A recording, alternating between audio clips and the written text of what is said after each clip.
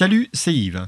Alors cet épisode est l'épisode 2 de la série sur syslog. Si vous n'avez pas vu l'épisode 1, je vous le mets en lien là-haut et je vous conseille fortement de le regarder parce que ça va éclairer pas mal de choses que je vais faire dans cette vidéo. Alors dans cette vidéo, la première chose que je vais faire, c'est que je me connecte sur une machine. J'ai installé une machine qui, si je regarde de quelle machine il s'agit, c'est une machine Debian que j'ai démarrée sur un cloud, peu importe sur quel cloud. Et je vais aller explorer la configuration syslog qui est là par défaut pour essayer de faire un petit peu le ménage dedans et n'avoir que les informations les plus importantes, tout du moins les informations qui, moi, vont m'intéresser. Ça va être la première étape qu'on va faire. Donc tout d'abord, je suis sur cette machine, c'est une Debian, et sur la Debian, si je vais regarder dans le répertoire /etc, je vois qu'il n'y a pas de fichier syslog.conf, tout simplement c'est par ordre alphabétique, je vois que j'ai sysctl, systat, donc il n'y a pas de fichier syslog. Comment ça se fait? Eh bien sur la distribution qui est la Debian, comme sur la plupart des distributions modernes, ce que je vais avoir c'est un des successeurs de syslog qui commence à très sérieusement accuser le poids de son âge. À la place, on va utiliser ici, dans ce cas précis, rsyslog. Et puis, j'ai un fichier de configuration de rsyslog. D'ailleurs, j'en ai deux. J'ai un fichier qui est rsyslog.conf et j'ai un fichier qui est rsyslog.d. Alors, le .d, c'est des répertoires. L'idée du rsyslog.d, c'est que je vais pouvoir facilement rajouter des configurations à rsyslog sans avoir à modifier le fichier de configuration qui s'appelle rsyslog.conf, tout simplement en mettant des extraits du fichier que je veux mettre dans le répertoire rsyslog.d. Je reviendrai peut-être dessus un petit peu plus loin. Pour l'instant, c'est pas ce qu'il y a de plus important. Donc, je vais regarder à quoi ressemble ce fichier rsyslog.conf. Alors voilà à quoi il ressemble ce fichier. Dans ce fichier, j'ai plein de choses qui sont un petit peu, je dirais, mystérieuses par rapport à ce qu'on a vu jusqu'à présent, qui correspondent à des modules de rsyslog. Donc je ne vais pas aborder ça dans cette vidéo, j'aborderai ça un petit peu plus loin. Ensuite, j'ai des directives globales que, pareil, je vais les laisser telles quelles. Mais ici, j'ai un bloc dans le fichier de configuration que rsyslog appelle rules, qui correspond en réalité aux différentes règles. Et là, je vais retrouver la syntaxe que je vous ai présentée dans la dernière vidéo, dans l'épisode 1, dans lequel on va définir ici un motif représentant le type de message que je souhaite capturer. Ici, par exemple, je vais avoir quoi? Hôte,hôtepriv.étoile, et tous les messages de la facility hôte ou de la facilité hôtepriv, quelle que soit leur importance, je vais les enregistrer dans le fichier varlog hôte.log. Voilà. Bon, et après, il y a tous les autres qui sont définis de cette manière-là. On le voit, donc là, il y a hôte, il y a étoile, il y a daemon, kern, lpr, mail, user. Il y a plein de trucs concernant le mail. Il y a des trucs qui concernent le debug. Je reviendrai sur tout cela. Et puis, j'ai une dernière ligne sur emerge qui est un petit peu étrange. Donc, on va revenir sur tout cela. Donc, pourquoi est-ce que je souhaite faire ça? Eh bien, quand on installe une machine, la configuration par défaut de syslog, c'est une configuration qui est assez générale, qui est faite pour répondre au plus grand nombre de situations, enfin pas au plus grand nombre de situations, à la situation la plus générale possible.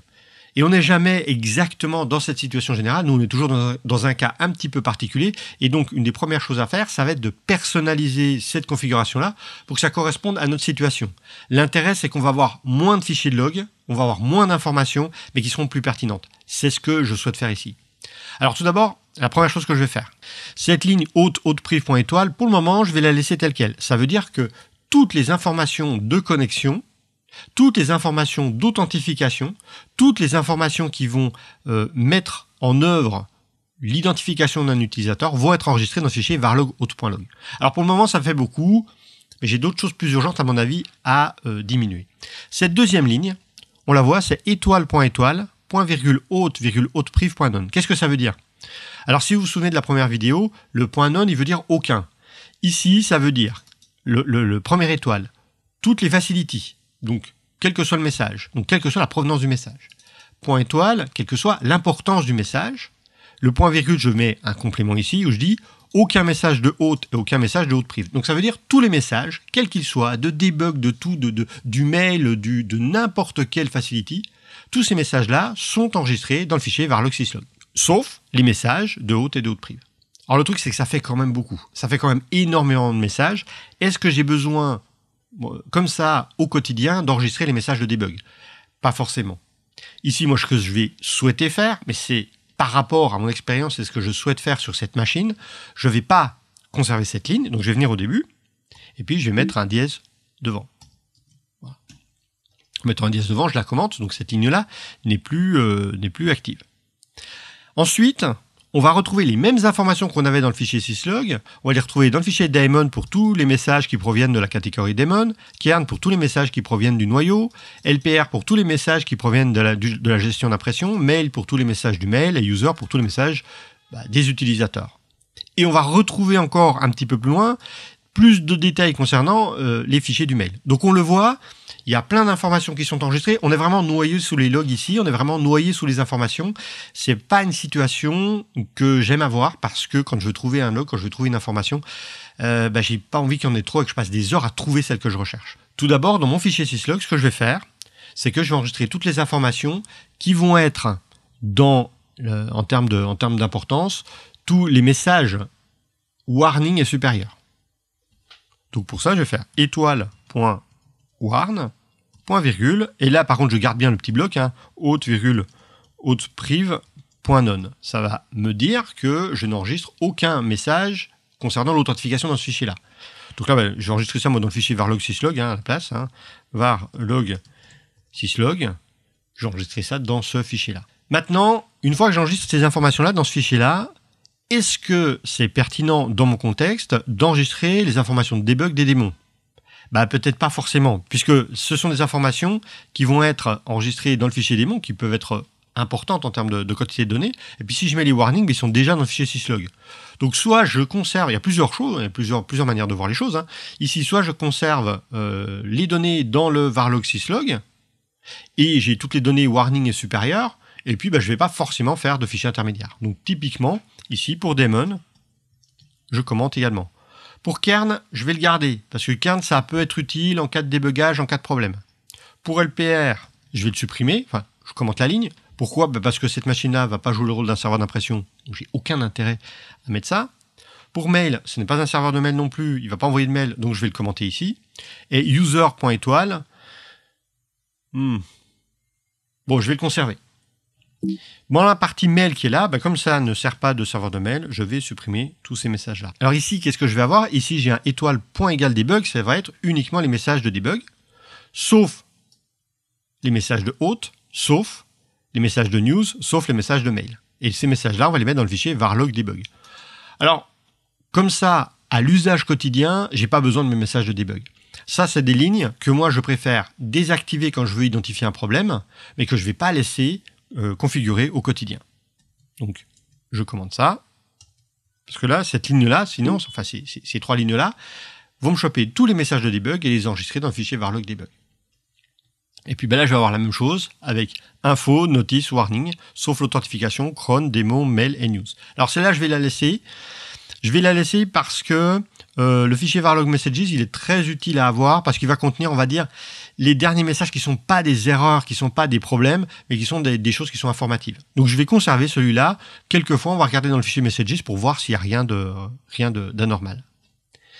Et enfin, la dernière ligne là, emerge, qu'est-ce qu'elle me permet de faire? C'est quelle que soit la provenance du message, quand il s'agit d'un message d'urgence, d'un message en réalité qui va concerner quelque chose de très important, très souvent qui va indiquer que la machine va planter, qu'il y a un problème matériel ou ce genre de choses-là. Ici, on reviendra dessus quand on parlera un peu plus précisément de rsyslog, ça va afficher ça partout où c'est possible de l'afficher. Ça veut dire que s'il y a un utilisateur qui est connecté, et bien cet utilisateur connecté, paf, va voir ce message-là apparaître sur son terminal. Alors s'il est connecté d'un point de vue graphique, ça apparaîtra pas, mais s'il a un terminal de connecté, paf, ça va apparaître dans le terminal. Alors je vais le laisser. Je vais le laisser parce que c'est quand même quelque chose qui peut potentiellement être important à avoir. Donc j'enregistre mon fichier. Maintenant que j'ai enregistré mon fichier, je vais redémarrer le démon rsyslog pour qu'il prenne en compte cette nouvelle configuration. Donc pour ça, ce que je vais faire, c'est que je vais faire un systemctl restart rsyslog. Pour info, on pouvait souvent faire un reload autrefois. Pour rsyslog, systemd qui gère la machine ne permet pas de faire un reload de rsyslog. On peut que faire un restart. Maintenant que j'ai modifié des choses dans mon fichier de configuration, je vais le tester. Et comment est-ce que je vais le tester? Je vais souhaiter que quand j'envoie un message d'erreur, ça apparaisse dans le fichier syslog. Quand j'envoie un warning, ça apparaisse dans le fichier syslog, parce que je crois que j'ai mis les warnings. Et par contre, quand j'ai une information de debug, une information autre, une notice par exemple, ça n'apparaît pas dans le fichier. Alors pour ça, je vais utiliser un utilitaire qui est présent sur notre système là, c'est l'utilitaire Logger. Le programme Logger, c'est un petit programme en ligne de commande qui va justement être capable d'aller communiquer avec le bus syslog, ce fameux bus de messages sur lequel il y a tous les messages syslog qui transitent, et il va être capable d'aller poser un message, le message de mon choix, dans ce bus-là. Donc ce que je vais faire, c'est que je tape la commande Logger. Pour définir quel type de message je vais mettre, je vais mettre "-p". Alors je crois que c'est pour la priorité. Voilà. Enfin, en tout cas, je vais le définir comme ça. Maintenant que j'ai tapé le "-p", je vais mettre, par exemple, que je vais faire un programme, une information daemon.r. Voilà. Donc là, je vais créer un message de la facility daemon et de l'importance erreur. Et le message, je l'écris ici. Ici est le message. Voilà. Et si j'appuie sur Entrée, eh bien, ce message-là est envoyé dans le bus de syslog. Est-ce qu'il apparaît dans mon fichier varlog syslog? On le voit bien, il apparaît ici dans le fichier varlog syslog. Voilà. Par contre, je vais envoyer cette fois un message un petit peu différent, un message notice par exemple. Et donc ça, je vais faire un daemon.notice, histoire d'avoir une importance qui est inférieure au seuil que j'ai donné. Donc ici, si je fais ça, j'affiche la fin du fichier syslog. Quand j'ai tapé ma commande, le message ici et le message notice a bien été envoyé dans le bus syslog. Par contre, dans la configuration de syslog, on n'a pas récupéré ce message-là, on l'a juste laissé passer. Et donc en faisant tout ça, ça me permet ici, si je reprends mon fichier de configuration, ça me permet de définir un petit peu moins d'informations que je vais enregistrer dans les logs, mais je vais enregistrer des informations plus pertinentes par rapport à l'usage que j'ai sur ma machine. Alors voilà, ça c'est le deuxième épisode de la série sur syslog. Forcément, et d'étape en étape, je vais aller de plus en plus loin. Je ne vous promets pas, je ne sais pas quand est-ce que je sortirai le troisième épisode, mais en tout cas, si vous voulez savoir quand est-ce qu'il apparaît en ligne, n'hésitez pas à vous abonner. N'hésitez pas également à liker, à commenter. Et bien moi, je vous dis à la prochaine. Ciao les geeks!